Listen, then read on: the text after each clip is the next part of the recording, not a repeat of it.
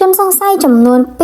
257នាក់ត្រូវបានឃាត់ខ្លួនយកទៅសួរនាំពាក់ព័ន្ធនឹងបទល្មើសគ្រឿងញៀននៅក្នុងក្លឹបកម្សាន្តមួយនៅក្នុងក្រុងកោះពេជ្រមន្ទីរប្រឆាំងបទល្មើសគ្រឿងញៀនបានឲ្យដឹងថានៅប្រតិបត្តិការបង្ក្រាបនេះកម្លាំងជំនាញនៃមន្ទីរប្រឆាំងបទល្មើសគ្រឿងញៀនបានឃាត់ខ្លួនជនសង្ស័យចំនួន257នាក់ក្នុងនោះមានជនជាតិខ្មែរចំនួន62នាក់រួមមានបុគ្គលិកអនាម័យចុងភៅនិងជនជាតិចិនជនជាតិវៀតណាម195នាក់ផងដែរក្នុងនោះសមត្ថកិច្ចបានរកឃើញនិងចាប់យកវត្ថុតាងគ្រឿងញៀនមួយចំនួនធំរួមទាំងឧបករណ៍សម្រាប់ប្រើប្រាស់គ្រឿងញៀននិងទូរស័ព្ទដៃមួយចំនួនធំផងដែរដោយបច្ចុប្បន្ននេះជនសង្ស័យទាំង257នាក់កំពុងតែត្រូវបានឃាត់ខ្លួននៅឯមន្ទីរប្រឆាំងបទល្មើសគ្រឿងញៀនដើម្បីសួរនាំនិងអនុវត្តបន្តតាមនីតិវិធីសូមជម្រាបថាប្រតិបត្តិការបង្ក្រាបនេះគឺអនុវត្តទៅតាមបទបញ្ជារបស់លោកឧត្តមសេនីយ៍ ស ថេតអគ្គស្នងការនគរបាលជាតិនិងលោកឧត្តមសេនីយ៍ឯកប៊ុនប៉ាម៉ារីលុចអគ្គស្នងការរងទទួលដឹកនាំមន្ទីរប្រឆាំងបទល្មើសគ្រឿងញៀនលោកឧត្តមសេនីយ៍ឯកព្រំសំធរ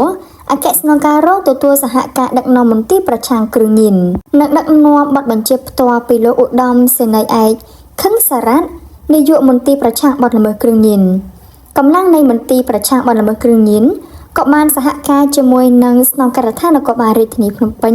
ដោយមានការដឹកនាំសម្របសម្រួលពីព្រះរាជអាជ្ញារងនៃអัยការអមសាលាដំបងរាជធានីភ្នំពេញគឺលោកកឹមហុងសានផងដែរមនុស្សចំនួន26នាក់ក៏ត្រូវបាននគរបាលឃាត់ខ្លួននៅក្នុងបទល្មើសគ្រឿងញៀនចំនួន10ករណីនៅទូទាំងប្រទេសផងដែរកាលពីថ្ងៃទី15ខែតុលាឆ្នាំ2025កន្លងទៅនេះហើយគ្រឿងញៀនប្រភេទ Methamphetamine Ice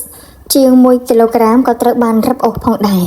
សូមបញ្ជាក់ថាកម្លាំងនគរបាលនៃមន្ទីរប្រឆាំងបទល្មើសគ្រឿងញៀននៃអគ្គស្នងការដ្ឋាននគរបាលជាតិបានសហការជាមួយនឹងកម្លាំងនគរបាលមូលដ្ឋានខណ្ឌចំការមនបានចុះឡោមព័ទ្ធទីតាំងអគារយីហោពេជ្រលើមេឃដែលស្ថិតនៅក្បែរស្ពានហង្សកោះពេជ្របានឃាត់ខ្លួនជនជាតិចិននិងវៀតណាម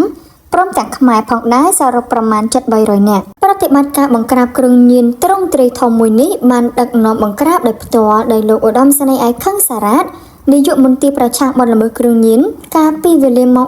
12:30 នាទីរំលងអធ្រាត្រឈានចូលថ្ងៃទី16ខែតុលាឆ្នាំ2025រហូតដល់ព្រឹកនៅឯអគារយីហោពេជ្រលើមេឃស្ថិតនៅតាមបណ្ដោយផ្លូវសបិតសង្កាត់ទន្លេបាសាក់ខណ្ឌចំការមនរាជធានីភ្នំពេញ